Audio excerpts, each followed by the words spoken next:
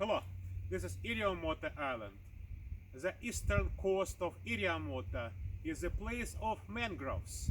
So Iriomote is one of the most southern islands of Japan. It's almost tropical and contains the most diverse mangrove communities in Japan. Here you can see several trees of rhizophora, which have this very interesting supporting steel roots.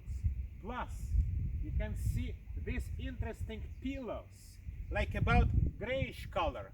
This plant is related to the black mangrove of America and called Asian or gray mangroves.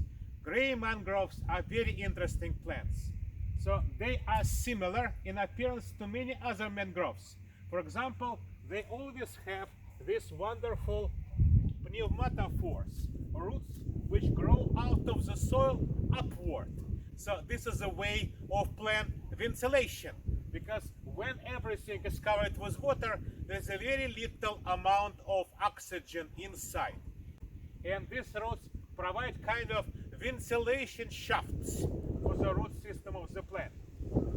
But plant developed a completely different lineage of flowering plants. So many of mangroves belong to one big family, Rhizophораceae. And Rhizophораceae characterized by this supporting, sometimes aerial roots, and also by vivipary. Vivipary is amazing process when the fruit of plant will start to germinate, make seedling right on the mother plant, and then the new plant which come to the soil will develop without pause almost immediately. So this is very important in situation when water always coming to and from. So this place is very unstable, and a fast development of young plant is critical for survival here.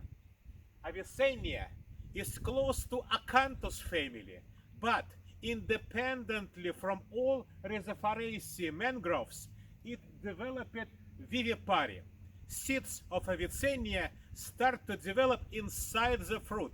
This is a great exception. Actually, only Rhizophораceae and Avicennia, black and gray mangroves, have this way of development. Also, as you see here, these pillars of Avicennia very frequently stay on the water, on the way of how water come to the island. So they provide very important thing. So mangroves are famous because they are barriers which prevent coast to be degraded. So in our era of changing temperatures and melting ice, level of sea is going unfortunately up. So mangroves like Avicennia, the barrier mangroves, may play a great role. In addition, all mangroves will accumulate plenty of carbon dioxide and will bury it in the wood. So this mangrove make mangroves almost indispensable, kind of extremely important part of the biosphere. So green mangroves not only are viviparous, not only produce upward growing roots, not only will bury the carbon dioxide, but also stabilize the coast, one of the great things over. Actually, the wood of gray mangrove is also very important. So extremely useful wood because it will resist termites. So termites will destroy almost every wood in the tropics, but Avicennia wood is resistive. So this makes Avicennia extremely important plant, as many of mangroves. So they will perform lots of magic on their bodies because they survive in very unlikely conditions, conditions which not many plants will survive well. So that not only few plant species are growing on this line, which is frequently underwater, but Avicennia grow here okay, will develop young seedlings right on mother plant, will bury plenty of carbon dioxide, will keep erosion out of the coast, and also produce extremely valuable wood.